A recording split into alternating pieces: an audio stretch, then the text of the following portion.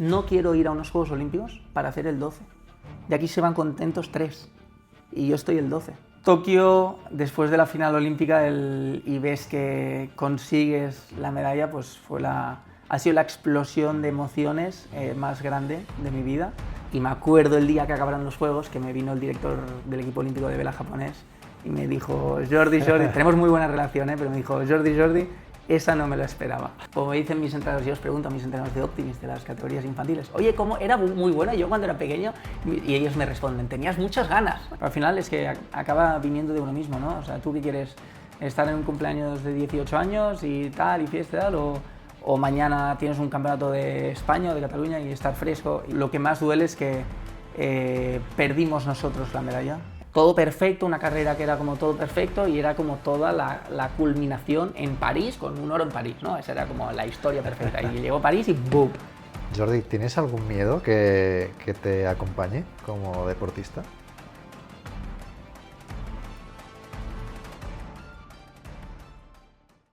¿Qué tal? ¿Cómo estáis? Bienvenidos a FMC Sport. Hoy os traigo a un regatista 3 veces olímpico, 6 veces campeón del mundo, 3 veces campeón de Europa, medallista olímpico. Se llama Jordi Chamar y estamos en su casa. En mi casa. Que nos ha abierto muy amablemente las puertas. Jordi, lo primero, ¿qué tal? Porque te vemos aquí con un poco lesionado. Sí, bueno, muy bien, gracias. Contento de estar aquí con vosotros. Sí, cuando mi hijo es bastante movido y hace tiempo que le decía a mi mujer, vamos a tener que ir a coserlo pronto. Lo que no me pensaba es que me tendría que ir a coser yo antes que él. Pero bueno, no, cosas del estrés así, de padres y maletas y tal, accidentes domésticos, que nada, que todo perfecto. Bueno, oye, a ver, para los que lleguen ahora al canal, ¿quién es Jordi Chamar y cómo empezó tu aventura con la vela? Bueno, Jordi Chamar es ahora ya un chico, hombre ya de 32 años, que la mayor parte de su vida se ha dedicado, ha disfrutado mucho de su deporte, que es la vela, que la verdad, todo esto de las medallas, la verdad es que uno prácticamente ni se acuerda, ¿no? Se queda me quedo con lo mucho que he disfrutado, con lo mucho que disfruto haciendo mi deporte, navegando con mis compañeros y ganando. También es algo que el ganar pues se disfruta mucho y bueno, la verdad es que me considero alguien que ha disfrutado mucho o que sigue disfrutando mucho de su deporte. Eso es fantástico. La verdad Decía es que sí. la frase esa, ¿no? De disfruta en tu trabajo y nunca más trabajarás, ¿no? Totalmente. ¿Recuerdas ese momento exacto que digas, el mar dejó de ser un juego de niño, ¿no? Que podías disfrutar de niño y que se fuese algo ya más serio, más profesional? El otro día estábamos entrando en Lanzarote y de broma le dije a mi compañera, ya como me voy haciendo mayor, ya puedo ir haciendo estas bromas, le dije, y encima nos pagan, como diciendo, ostras, era una doble sesión, estábamos reventados, final de bloque, nos veían nuestros rivales salir a entrenar y nos decían, no saldría yo ahora ni luego, porque típica sesión, segunda sesión, 3 de la tarde, final de bloque, cuesta ponerse ese neopreno mojado, salir al agua, pero... Y yo le decía eso, ¿no? O sea, y encima nos pagan, ¿no? De decir, ostras, qué afortunados somos de poder lo que haríamos pagando, quizá gratis, si pudiéramos. Ahora ya tenemos que mantener a nuestras familias, pero al poder vivir de lo que es tu pasión, de lo que hacías de niño y ahora pues poder vivir de ello, pues la verdad es que lo valoro mucho. O sea, ¿pagarías por hacer lo que haces? A ver, es que, en un claro, mundo idílico, digo, ¿eh? ¿Pagaría por hacer lo que hago? La verdad es que sí. O sea, la verdad es que sí, porque es que navegar es mi pasión y obviamente eso, ¿no? Tengo 32 años, 2 hijos, muchas obligaciones ya y obviamente tiene que entrar dinero para poder, pues sobre todo para mi familia, ¿no? Que es lo más importante, pero la verdad es que sí, lo pagaría como un hobby porque es lo que más, es con lo que más disfruto.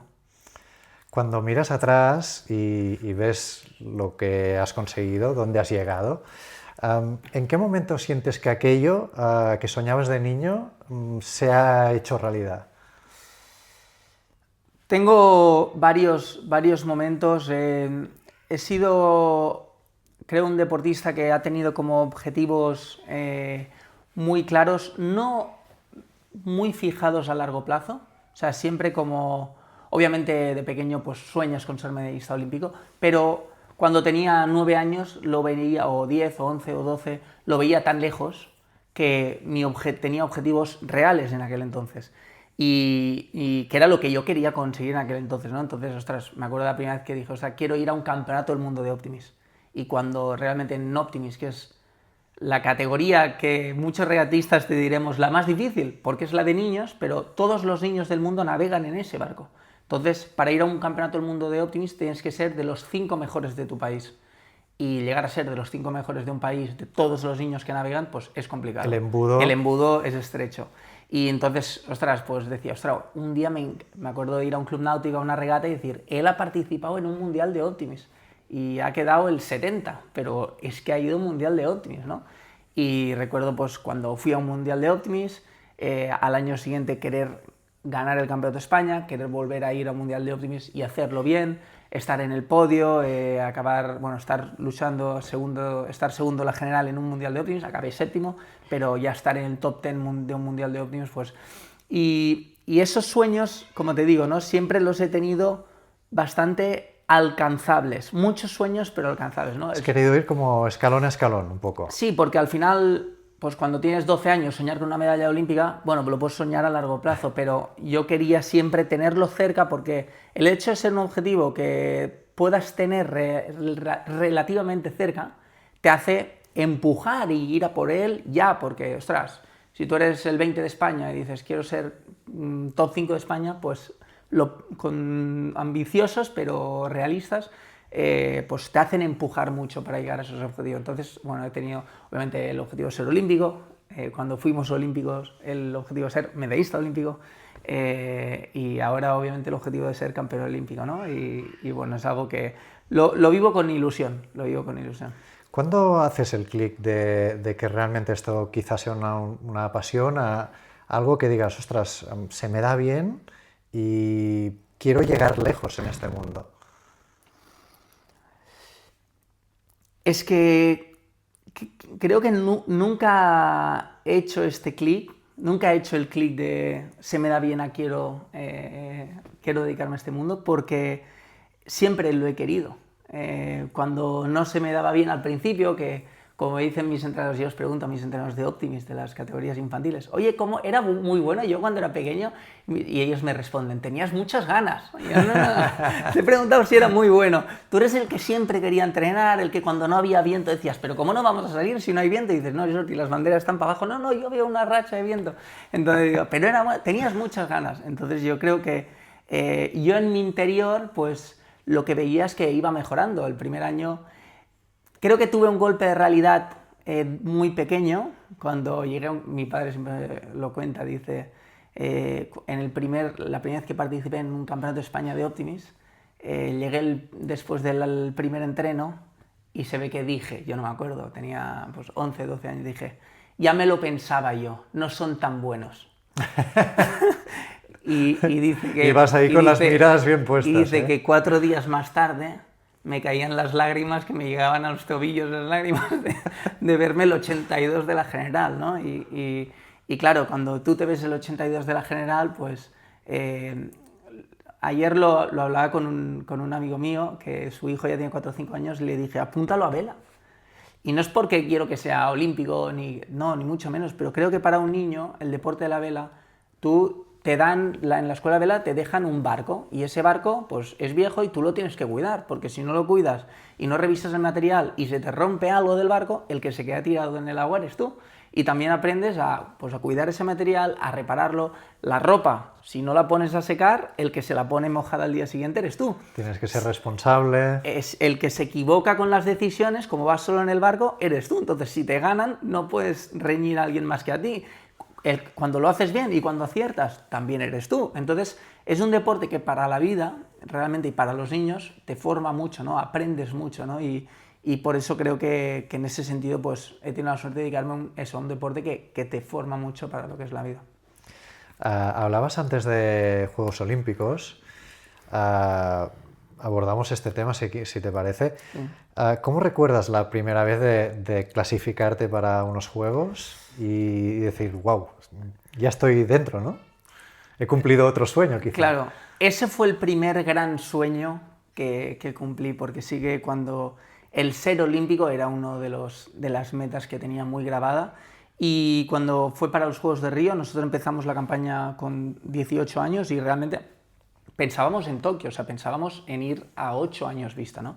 Y empezamos en la campaña de Río y, ostras, lo empezamos a hacer bien, el primer mundial que éramos del 80, pero luego ya 14, 7, 4, y es, ostras, 4 ahí a las puertas del podio. podemos ir a estos Juegos. Y ahí, un año y medio antes, tanto yo como mi compañero, que estábamos en plena carrera, plenos estudios, tal, dijimos, all in, un empujón a full, y conseguimos ganar al que era el actual olímpico, que en vela solo va uno por país, entonces la competición es interna, que había ido a los últimos 3 Juegos Olímpicos, era como el gallo del corral, y 2 pollitos, pues un poco con mucho hambre, pero bueno, un poco inconscientes también, pues conseguimos la clasificación por un punto, o sea, 185 a 186 creo, o sea, por un 0,5%, y bueno, siendo eso, siendo juniors, de hecho, me perdí los 2 últimos mundiales juniors que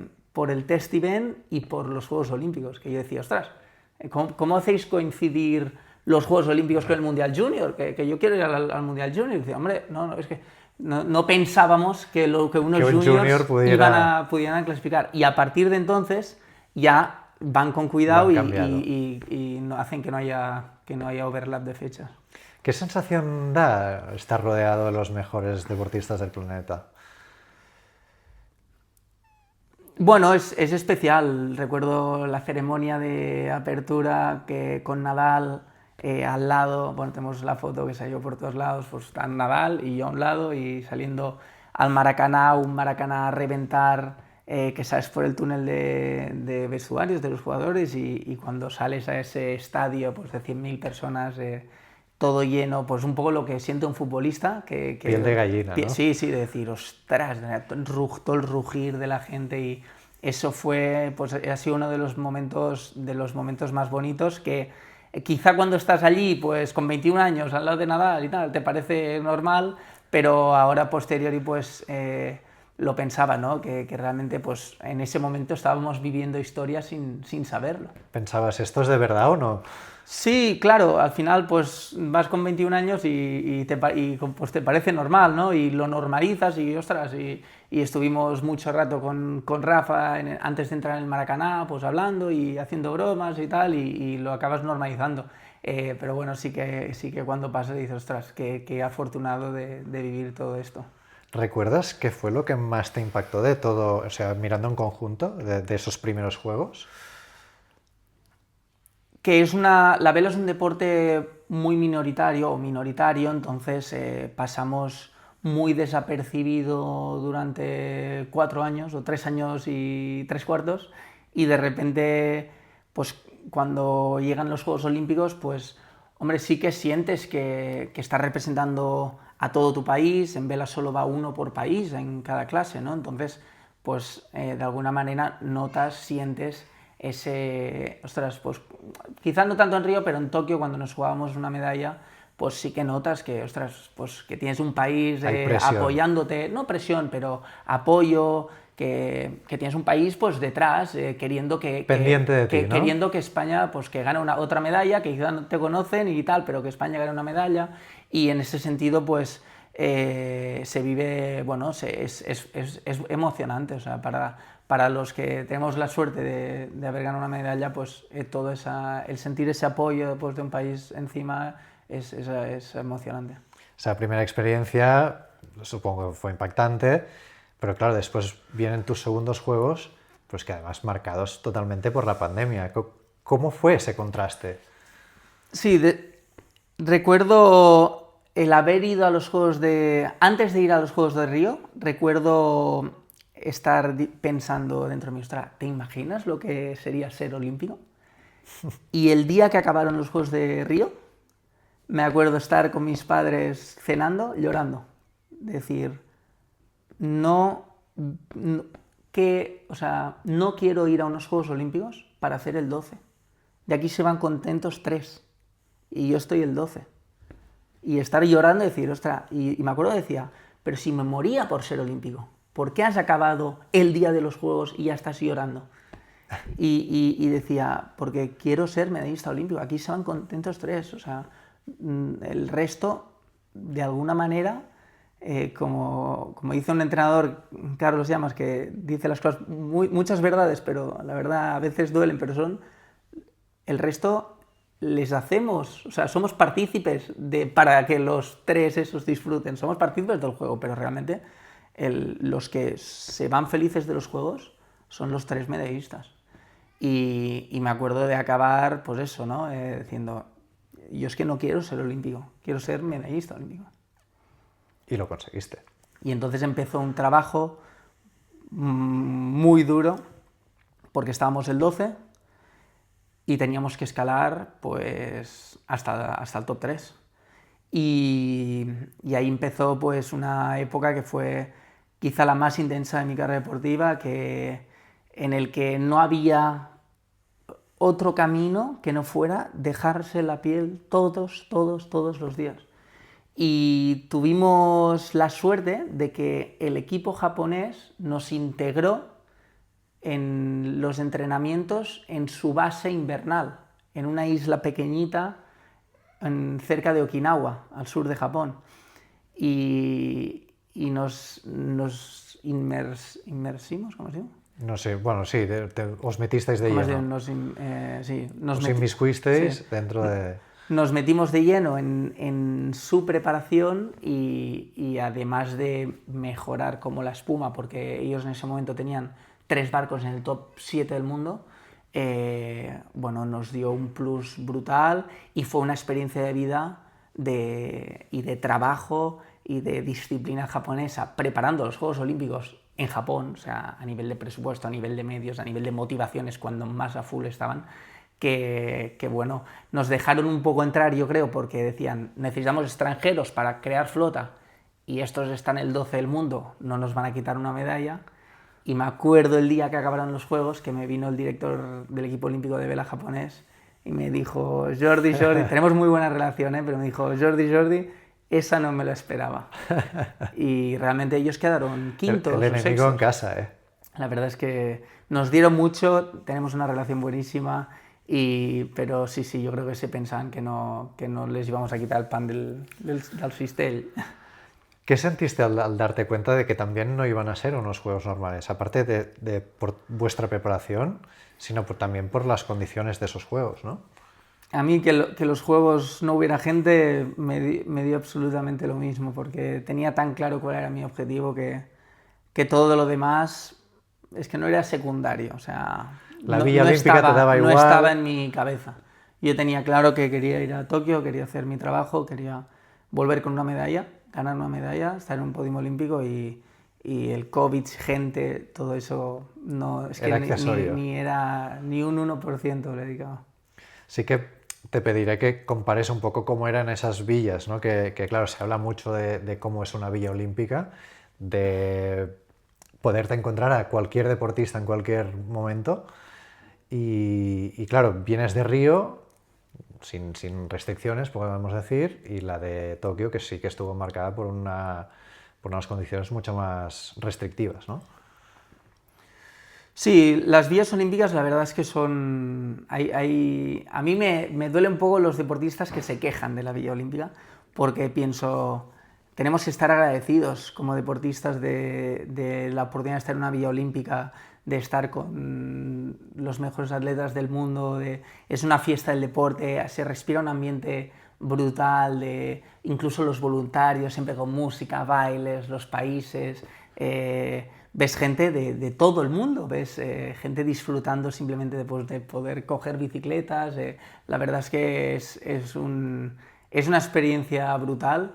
Es difícil porque la verdad es que en los Juegos Olímpicos los deportistas pues tenemos que estar muy centrados y de alguna manera cuesta disfrutarla, pero la verdad es que... Es como que no te dejas acabarlo de disfrutar. Exacto, pero bueno, sí que creo que a nivel de vida es una experiencia brutal que es difícil de explicar. Yo creo que lo explica muy bien cuando un tío como Rafa Nadal dice, no, yo quiero ir a la Villa Olímpica, ¿no? Que podía estar en donde él quiera, ¿no? Y dice, no, quiero ir a la Villa Olímpica. Obviamente estamos hablando de un deportista pues, que tiene la cabeza como Rafa, ¿no? Pero creo que eso transmite la magnitud de la experiencia de estar en una Villa Olímpica.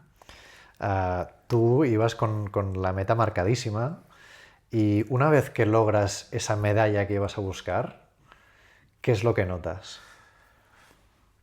Tokio, después de la final olímpica y ves que consigues la medalla, pues ha sido la explosión de emociones más grande de mi vida, porque es que la gente me decía, ostras, es que no son 4 años, son 5, porque se ha alargado un año por el COVID. Y decía, no son 5, o sea, es una vida de trabajo. O sea, cuando yo tenía 5 años y iba todos los fines de semana, o 7 o 8 años, y no iba a las fiestas de cumpleaños, porque no a los partidos de fútbol, y iba a entrenar, porque era lo que quería, pero todos esos sacrificios que en el fondo haces, porque también te gusta estar con sus amigos, y tú vas a entrenar, pues ya están trabajando de alguna manera para ello, aunque sea tu pasión y lo hagas como un juego, pero ya estás trabajando para ello. Entonces, pues fue la explosión pues, de alegría más fuerte,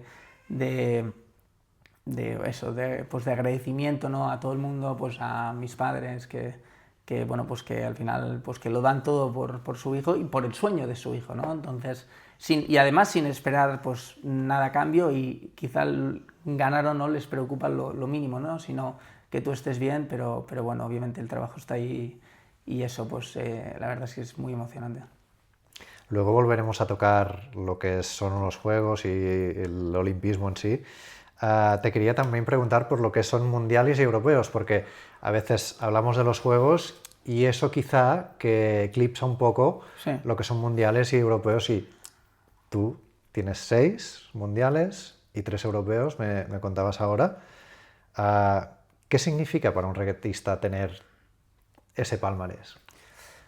Es muy especial también, porque obviamente uno de los sueños que tienes pues, es ser campeón del mundo, ¿no? De una clase olímpica, porque se dice en el mundo de la vela, es conocido que al ir solo uno por país a los Juegos, y hay países que tienen 2 equipos, 3 equipos muy buenos, es muy conocido en el mundo de la vela, muy sabido, que es más difícil ser campeón del mundo que campeón olímpico, ¿no? Con lo que la verdad es que eso no quita que todos queramos ser campeones olímpicos, y que no se me malinterprete, Por supuesto. pero a nivel técnico como tienes a todos los rivales, pues es sabido que es lo más difícil, ¿no? Entonces la verdad es que es obviamente pues el cumplir un sueño también, otro sueño, y bueno, poderlo haber hecho 2 veces con Nora en nuestro último año previo a París, y con Marta el año siguiente ya en el primer mundial de la campaña de Los Ángeles, pues también fue muy especial, ¿no? Y un mensaje a mis rivales, ¿no? Que yo creo que cuando dejamos de navegar con Nora decían, uy, a Jordi le va a costar, pero bueno, ahí estábamos, donde sabíamos desde el principio que íbamos a estar. Venías de ese 2021 que fue donde conseguiste la medalla olímpica. Quizá dirías que el 2022 fue como el de romper definitivamente ese cascarón que pudieras tener y decir, ahora sí, vamos en serio, después de mundiales juniors, europeos, etcétera, la medalla, y ahora vamos a por los mundiales de verdad. Sí, al final creo que han sido 8 años seguidos haciendo medallas en un campeonato del mundo, que es un dato que la verdad es que Muy yo ni potente. lo sabía, pero me lo recordaron hace poco, y sin embargo solo ganamos el del 2024, ¿no? Y la verdad es que sí, fue como, ostras, ya estar en el podio está muy bien, pero ahora ya hay que ganar, queremos ganar.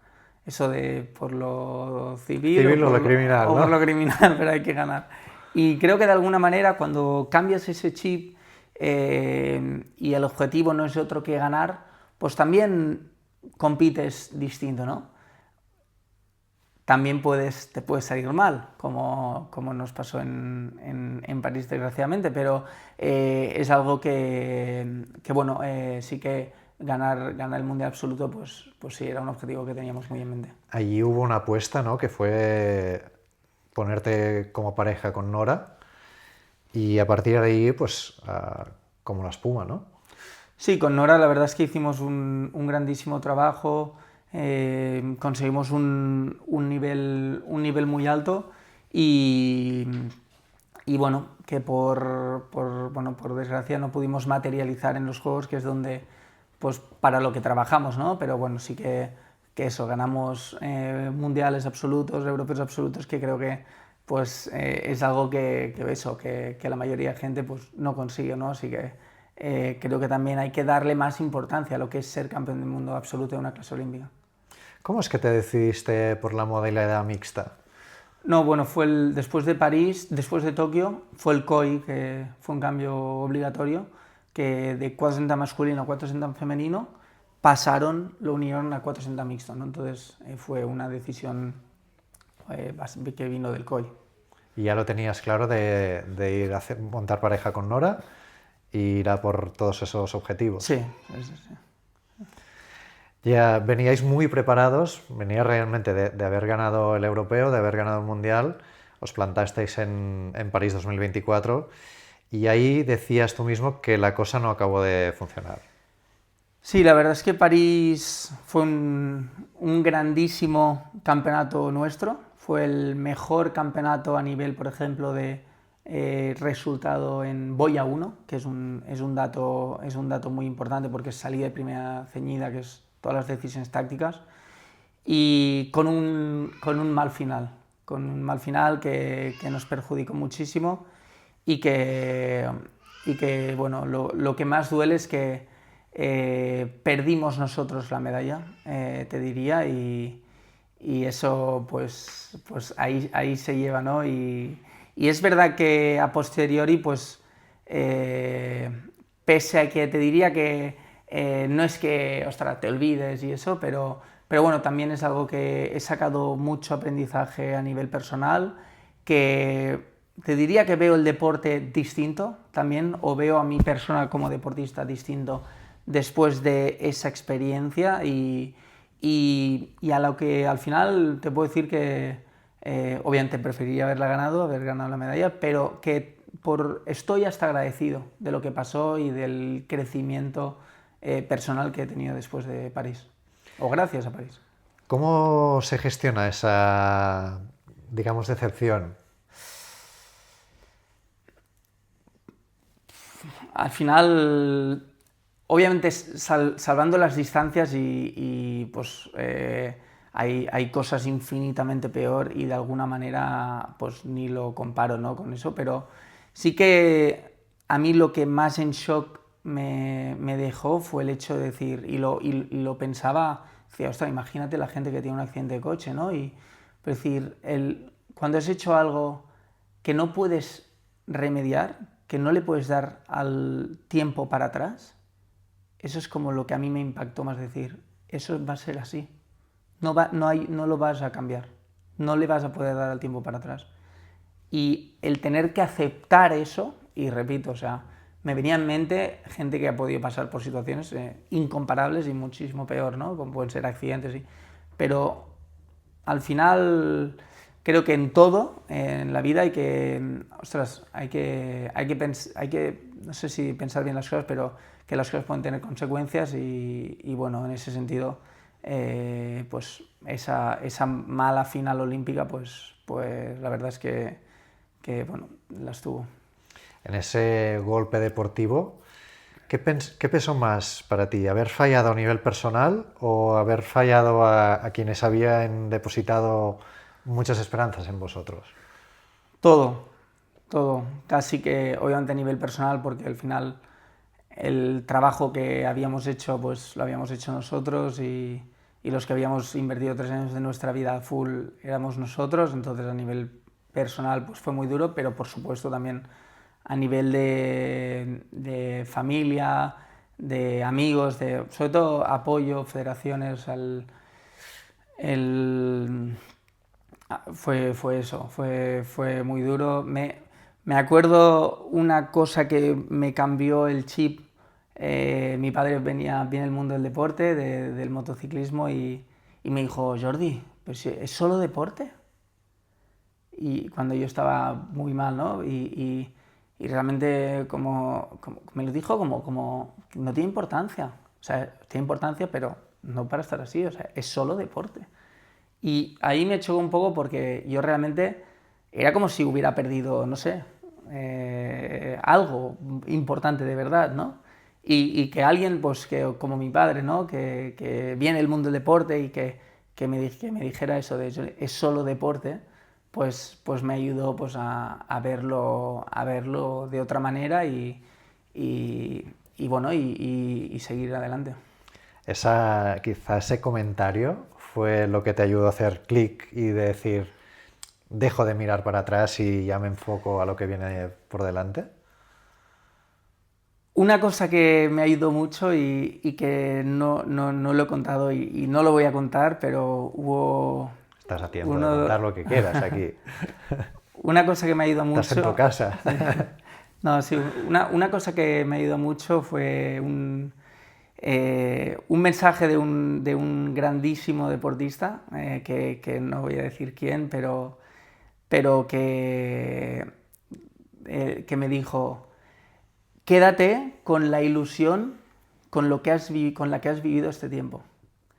Y si tú analizas ese mensaje, que dice que también viene de alguien pues que para mí uno de los mejores, debatiblemente el mejor deportista casi de todos los tiempos, dice que alguien como... Podemos poner una encuesta a ver quién es, a ver que los alguien, que nos ven, a ver que adivinen quién es. Que alguien, ostras, pues que ha pasado, digamos, que sabe tanto de lo que habla, de deporte, que puede haber pasado por tanto, te diga el mensaje de, ostras, quédate con la ilusión con la que has vivido. Realmente hice introspección y dije, los 3 años que he vivido, con la ilusión con la que yo me levantaba para ser campeón olímpico, es que si tú analizas lo que transmite, es que es verdad.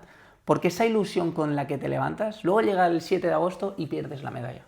Pero la ilusión con la que te has levantado esos 3 años, todos los días, esa ilusión, esas ganas, esa pasión, persiguiendo ese sueño, eso es que es verdad que no tiene precio, ¿no? Porque te levantas con ilusión, con pasión todos los días de tu vida, ¿no? Entonces, realmente me ayudó mucho a decir, ostras, no lo he conseguido, sí, pero es que es verdad que la ilusión con lo que me he levantado estos últimos 3 años, todos los días, detrás de mi sueño, es que eso no tiene precio.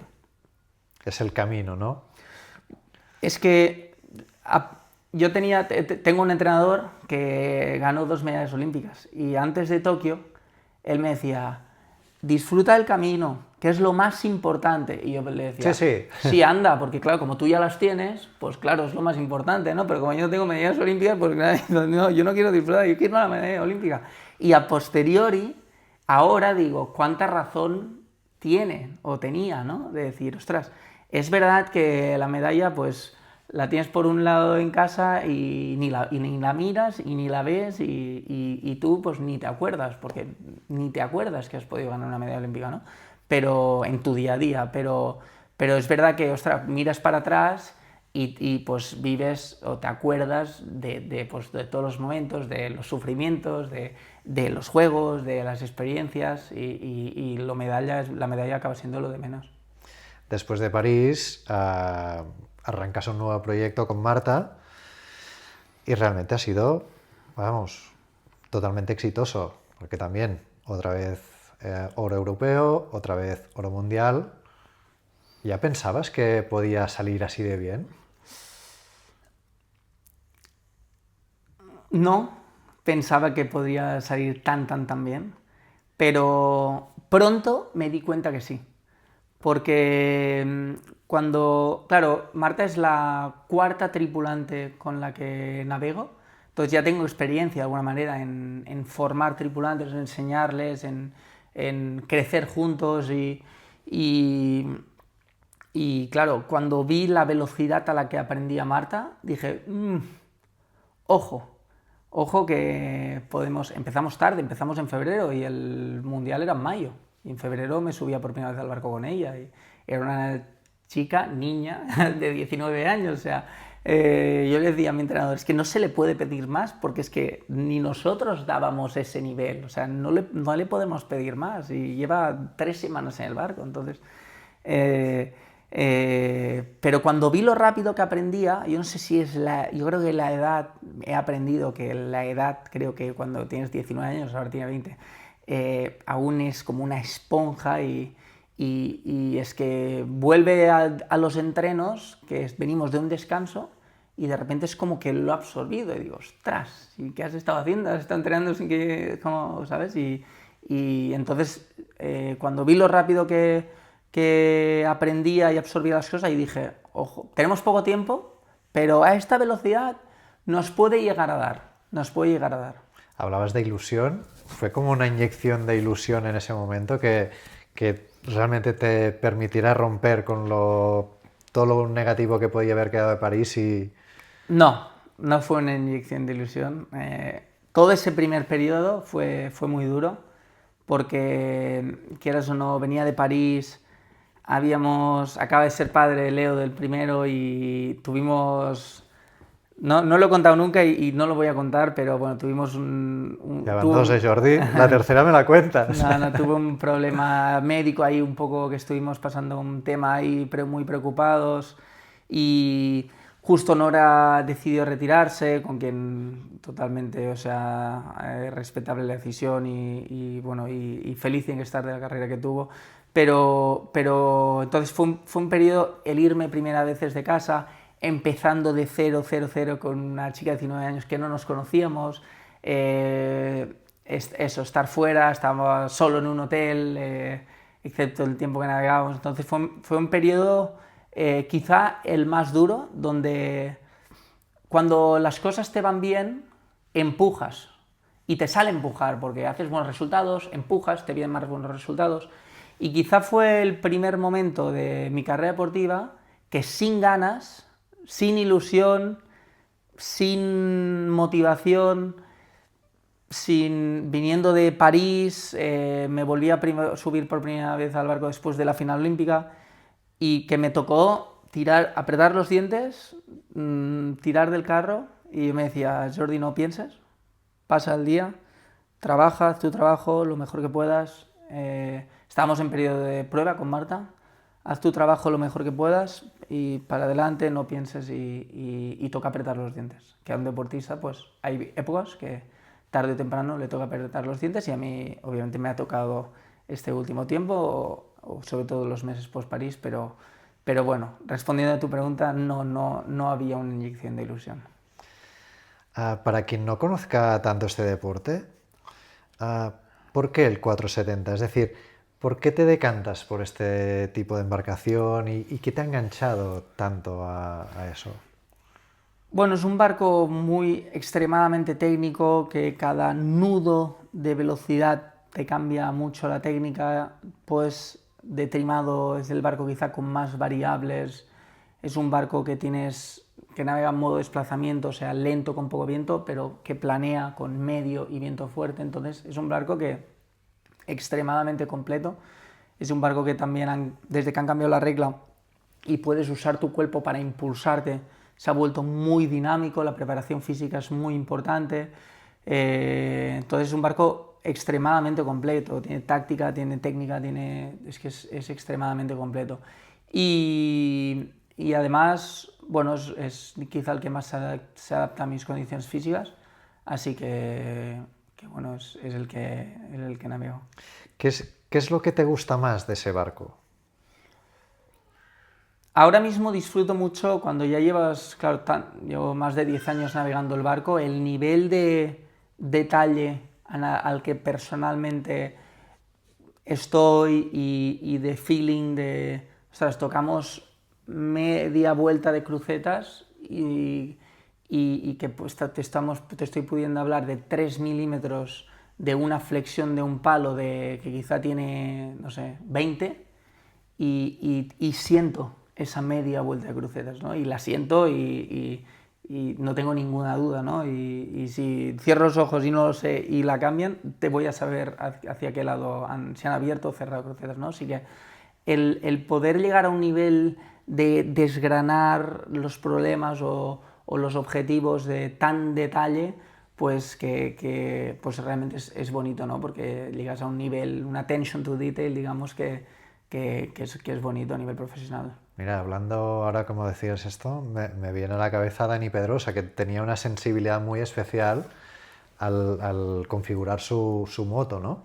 Y cualquier pequeño cambio él lo notaba. Otros pilotos no lo notan, pero él en particular. Sí, también me considero un deportista que puedo sentir, pero cuando llega el momento de competir, Compites y la pa'lante. prioridad es la que es y si el barco no va bien, hagamos que vaya bien. O sea, empujémoslo, movámonos, trabajemos el barco para que vaya bien, ¿no? O sea, hagámoslo correr mínimo como el de al lado. Y en ese sentido, en entrenos sí que busco mucho la perfección, pero luego en regata como que me lo consigo sacar de la cabeza o me sale automático sacármelo de la cabeza. ¿Cuál dirías que es la clave para navegar rápido? A ver, para navegar rápido, obviamente el navegar bien las olas es muy importante, el adaptarte constantemente al cambio de viento. El viento no lo ves, entonces donde lo ves es en el agua, ¿no? Según el color del agua, cómo rompen las olas, entonces el poder constantemente, porque es que es un trabajo constante, estar pues concentrado con tu velocidad del barco, pero a la vez adaptándote con los cambios de viento que vienen, esa ciencia o esa magia, como le quieres llamar, pues es un poco la clave, ¿no? Y luego cuando entramos en un campo de regatas, obviamente, pues ya intentar interpretar qué cambios va a tener el viento, por qué lado del campo de regatas hay más viento o menos ola, corrientes, rivales, flota, menos tráfico, más tráfico. Todo es un mundo extremadamente complejo y bueno, en el que hay que pensar mucho. O sea, cuando acabas un entreno puedes acabar muy desgastado físicamente, pero lo que te acaba el entreno es el desgaste mental. Y eso lo que te transmite es la importancia y la complejidad a nivel mental que tiene este deporte. ¿Sabrías decir las diferencias entre un buen regatista y un olímpico? Yo creo que el hambre, yo creo que es, y la atención al detalle, creo que eso, el tener hambre es para mí claro y clave en el deporte. Al final nosotros estamos 22 días al mes en el agua y muchos no compites, regatas de entreno que haces muchas, entonces el que te siga la motivación y la autoexigencia para tú a ti mismo seguirte empujando, tener ese hambre que el compites como entrenas, es una realidad, ¿no? Pero ser capaz de realmente entrenar como compites, si eres capaz de hacer eso, ahí la verdad es que creo que en cualquier deporte marcas la diferencia. En tu caso, ¿qué dirías que ha pesado más? ¿Técnica, cabeza, constancia? El hambre, yo creo que soy un deportista que trabaja mucho en entrenos, me autoexijo mucho en entrenamientos y esta misma autoexigencia de alguna manera creo que la traslado a mi compañero y luego eso, al final la vela es un deporte que no estás en tu medio, estás en un barco, en el mar, el viento no se ve, entonces estás totalmente fuera de tu medio. Como más tiempo pasas encima de ese barco, más lo vas a sentir, más lo vas a notar. Entonces eso creo que es algo que también hay que entrenarlo y hay que desarrollarlo porque al principio, al cabo de 6 días puedes estar frito mentalmente y ahí lo que vas a hacer va a ser restar más que sumar, pero si tú consigues desarrollar esa fortaleza mental para poder estirar los bloques, pues acabas trabajando más y encima más efectivo, ¿no? Y creo que eso también pues, ha sido un punto fuerte que hemos tenido. Después de tantos años en la élite, ¿qué cosas has tenido que sacrificar a nivel personal para poder llegar allí? Mucho, sacrificas mucho a nivel personal, que obviamente hay muchos que te dan pena, sobre todo con tus hijos, pues ya cuesta más, con tu familia, y otras que obviamente también dan pena, pero tú quieres estar allí. Entonces, la palabra sacrificio es como, para mí, suena muy negativa, ¿no? Y es como si te estuvieran ahí sacrificando, ¿no? No, o sea, tienes que renunciar a muchas cosas que al final es que acaba viniendo de uno mismo, ¿no? O sea, ¿tú qué quieres? ¿Estar en un cumpleaños de 18 años y tal, y fiesta y tal? ¿O mañana tienes un campeonato de España o de Cataluña y estar fresco? Y al final son decisiones que va tomando uno mismo y que, bueno, sí que tienes que hacer lecciones, pero son sacrificios que haces, o sea, porque quieres también, ¿no? Y al final, eso, tampoco lo llamaría sacrificios a todo. Jordi, ¿tienes algún miedo que te acompañe como deportista? Post París, no. Yo creo que he tenido una carrera extremadamente exitosa hasta París y gracias a París, un poco lo que yo he entendido o lo que le agradezco a París es, y al final pues eso, ¿no? Empecé en Optimis y me fue bien, pasé a 420, que es la categoría juvenil, y ostras, pues gané 3 campeonatos del mundo de repente, ¿no? Y ostras, 1, 2, 3, pasé a 460, pues un campeonato o 2 campeonatos del mundo más junior, más, ostras, pasamos absoluto, más la medalla de Tokio, más luego pasas al absoluto, ganamos 2 mundiales con Nora, todo perfecto, una carrera que era como todo perfecto y era como toda la culminación en París, con un oro en París, ¿no? Esa era como la historia perfecta. Y llegó París y ¡boom! Y yo lo que me he dado cuenta es que yo me pensaba que yo era quien era como persona por todo lo que había ganado. Y lo que me ha enseñado París es que que yo soy mucho más que ganar o perder, y que la gente, mi entorno, incluso gente pues que te puede tener como referente, gente que, pues, que te quiere el bien, gente que te sigue, que post París, pues quizá me han transmitido más cariño o más estima, y mi familia, pues que si hubiera ganado el oro, ¿me explico o no? Y lo que me enseñó París es que yo personalmente, o sea, Jordi Chamar es mucho más que solo que ganar o que querer ganar, ¿no? Y yo antes de París decía, ostras, o quizá en París dije, ostras, no he conseguido mi objetivo, llevo toda la vida consiguiendo mis objetivos y ahora no lo he conseguido. ¿Qué pasa? Me derrumbo, o sea, ¿qué pasa conmigo? Si era un ganador.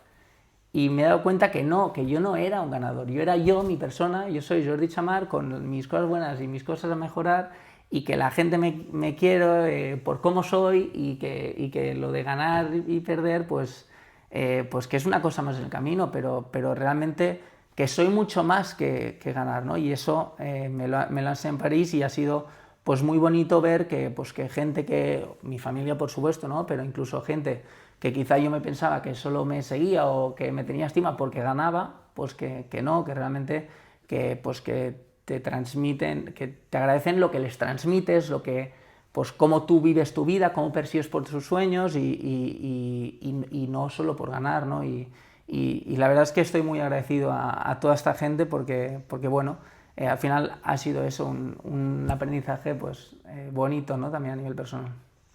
También por ese camino has probado otras modalidades, como puede ser el SailGP. ¿Qué diferencia hay de pasar de un 470 a subirte a un barco que es totalmente distinto y que, bueno, se asemeja mucho a lo que es la Copa América, los Fórmula 1 del mar, ¿no? Un SailGP, un barco SailGP, un barco de la Copa América no he tenido la suerte de llevar, pero un SailGP sí, y la verdad es que es increíble, es indescriptible, es un poco como el hecho de subirse a un Fórmula 1 en una MotoGP, que los pilotos pues no lo pueden transmitir. Nosotros no nos podemos imaginar lo que es estar en una MotoGP, ¿no? Pues estar en un SailGP pues es lo mismo, ¿no? Y la verdad es que he tenido la suerte y la mala suerte de llevarlo, porque claro, cuando lo has llevado y ahora sabes lo que te estás perdiendo, pues cuesta, duele aún más, ¿no? Decir, ostras, cómo disfrutaba y qué bonito y ojalá pueda un día volver a llevar un barco de esos, ¿no? Pero la verdad es que creo lo definiría como increíble, extremo, rapidísimo y bueno, una experiencia brutal. No, justo te iba a preguntar, ¿cómo explicarías a alguien qué sensaciones es llevar un barco así? Pues la forma más fácil de entenderlo, todo y que no recomiendo a nadie que lo haga, es ir a 90 por hora por la autopista, lloviendo, y sacar la cabeza por la ventanilla. Eso. Y luego, obviamente, saltar de un coche al coche al lado, ¿no? Eso es lo que realmente es el GP, porque cuando tú vas a 90 km por hora en el agua, con todo el spray que te saltan las gotas de agua que son piedras, y tienes que pasar de un lado al lado, pues vas pegando botes, pues eso es lo mismo, es como si saltaras al coche al lado, ¿no? Y eso es lo más parecido, repito, no que nadie lo haga, pero sí, eso sería lo más igual. A pesar de que ese final con el equipo español fue un poco abrupto, ¿te ves vinculado a un proyecto así otra vez? Sí, al final la verdad es que ahora mismo he estado preparándome un poco behind the scenes con tanto mods, bueno, barcos que vuelan pequeños y más todo el conocimiento de vela olímpica, pues sí que creo que estaría más preparado, mucho más preparado que antes y más preparado que nunca para afrontar un reto de ese calibre y, y bueno, al final yo estoy centrado en formarme lo mejor posible porque si un día pues llega oportunidad, que eso no se sabe, pero bueno, si un día llega al menos estar lo más preparado posible y pues intentar mostrar que tengo el nivel y la capacidad de poder estar en esos sitios. Ya saben, ¿eh? Está listo. También te quería preguntar por lo que significa ser padre, ahora que eres padre de 2 niños, y juntarlo con el deporte.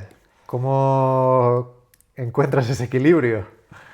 Sí, se habla mucho de la paternidad a nivel... perdón, se habla mucho de la maternidad y lo difícil que es con el deporte y estoy totalmente de acuerdo que se hable de ello porque efectivamente para una madre tiene que ser mucho más difícil y tal, pero la paternidad no se queda corta, ¿eh? Aún así, que se hable aún más de la maternidad porque realmente aún pues para las madres las cosas como son, pues no me lo quiero ni imaginar lo difícil que tiene que ser, ¿no? Pero bueno, la verdad es que disfruto más del tiempo en casa, te diría. Antes estaba quizá en casa y mitad mi cabeza estaba en el entreno o en el siguiente entreno o en los next steps y ahora disfruto la verdad de estar en casa, de estar con Leo, estar con Lucas, ver cómo crecen, ver que les gusta el deporte, que les gustan todos los deportes y bueno, aún aprendiendo porque son los dos muy pequeñitos, pero bueno, disfrutando, la verdad es que disfrutando de la verdad es que lo mejor de la vida, sí. ¿Cómo lo compaginas? Porque claro, también es demandante 2 niños pequeños y el deporte de élite, que claro, ahí la exigencia máxima. Sí, pues no lo sé aún, porque nació el segundo en finales de octubre y noviembre y diciembre ha sido un parón prácticamente y ahora estoy arrancando, así que aún no te lo sé responder, pero bueno, sí que estamos pues cuando viajo intentamos tirar mucho de abuelos, de ayuda y sobreviviendo y luego cuando vuelvo a casa pues me toca ahí arremangarme y dar el callo. Pero la verdad es que bueno, también tengo la suerte de tener una gran persona, Carmen, de mujer y de madre de los niños, bueno, que ha sido regatista de alto nivel también y que sabe un poco lo demandante que es y en ese sentido pues tengo una gran suerte. ¿Te ha cambiado un poco la perspectiva de lo que es el deporte, lo que es tu profesión? No, no, te diría que no. París me la cambió. Los niños no. Me da motivación que dentro de ahora ya 3 años, pues, o 2 y medio, puedan ver a su padre competir en unos Juegos Olímpicos o el día de mañana pues, verlo competir, ¿no? Eso la verdad es que me hace motivar, hará que los Juegos de Los Ángeles pues quizá pues, sean muy especiales también por eso. Mirando a Los Ángeles, que acabas de sacar el tema, ¿qué versión de Jordi te gustaría llevar a esos juegos? La de París con un buen final, la de París mejorada y bueno, creo que estoy trabajando en muchos aspectos para que llegue una versión, un Chamar 2.0, ¿no? Que hemos tenido reunión con varios preparadores de un nivel extremo y conversaciones muy honestas en las que pues transmitir qué es tus pensamientos, los que crees que realmente tienes que mejorar, con gente pues del nivel de mi entrenador Juan, que me conoce ya mucho y que un tío extremadamente inteligente, doble medallista olímpico, o sea, que conoce materia prácticamente más que nadie, ¿no? Y intentar pues mejorar las áreas en las que tengo que mejorar como persona y como deportista para llegar a Los Ángeles lo mejor posible y luego la verdad es que estar tranquilo y bueno, hacer el mejor posible. Pero como ya le he perdido el miedo a perder, porque la verdad es que, como te he dicho, no somos más que ganar o perder, bueno, ese es lo que decía, ¿no? Un Jordi que realmente compita con la edición de París, que es sin miedo a perder. ¿Te da más motivación incluso venir de ese resultado y querer demostrar o cambiarlo? Sí, sí, pero por mí, porque realmente, como te digo, ¿no? Hasta París, toda mi carrera deportiva, la verdad es que tú lo miras y desde los 14 a los Juegos de París, pues ha sido una carrera prácticamente inmejorable y de repente, boom, ¿no? París y también me orgullece el hecho de poder, lo que te he dicho, ¿no? Esos tiempos difíciles pues en los que no había motivación, no habían resultados, no habían hambre, no había nada, pues que el haber sido capaz de apretar los dientes, irme a Mallorca, empezar con una chica de 19 años, poner eso, ¿no? Trabajo, trabajo, trabajo y pues intentar pues ahí sí en Los Ángeles pues conseguir el sueño de ser campeón olímpico. Cuando no hay viento, no hay regatas ni entrenamientos, ¿cómo es Jordi Chamar? Activo, soy una persona con energía, eh, me gusta pues, hacer bromas, me gusta pasármelo bien y normal, o sea, muy, muy normal y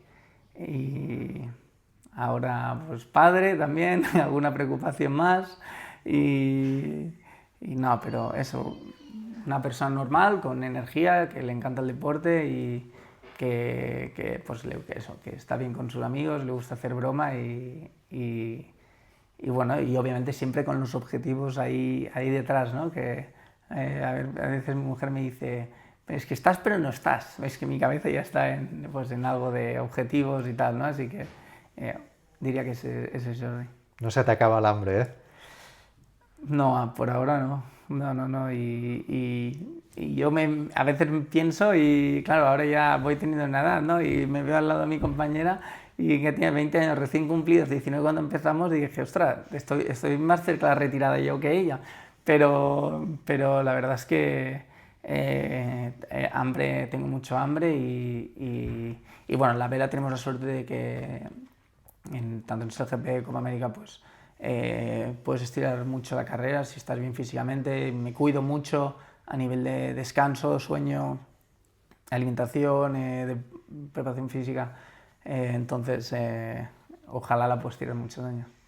Te lanzo las dos últimas. Cuando pasen los años y tus hijos vean lo que has hecho y tu trayectoria, ¿qué es lo que te gustaría que entendieran de todo lo que de la vida que has llevado?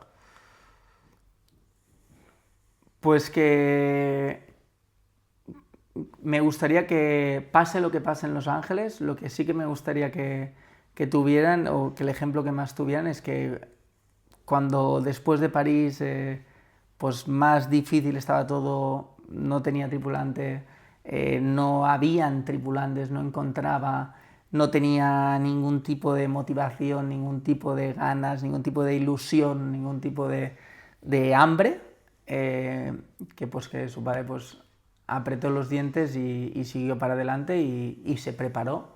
Ya veremos lo que pasa para Los Ángeles, ¿no? Pero que se preparó con la misma ilusión, sin el miedo a perder, con el mismo hambre, sin tenerlo, ¿no?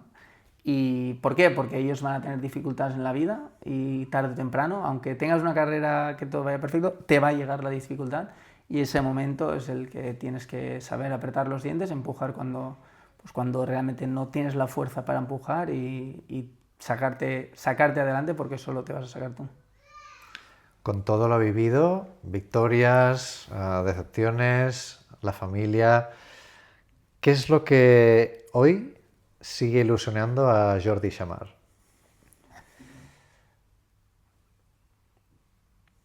Disfrutar de competir, disfrutar de ganar.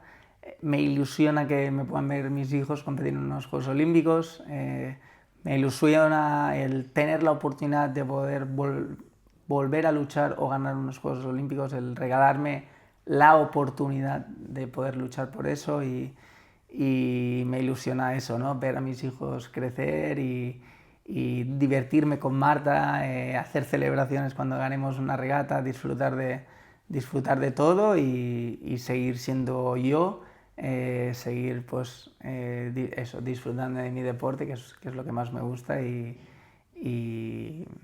te diría que eso. Una rápida, ¿medalla en Los Ángeles, sí o no? Sí, hombre, la de oro. Medalla no, la de oro. Pues aquí lo han escuchado en FMC Sport. Jordi Chamar, lo primero, muchísimas gracias por abrirnos las puertas de tu casa, por esta entrevista y nada, muchísima suerte de aquí en adelante. Gracias a tú.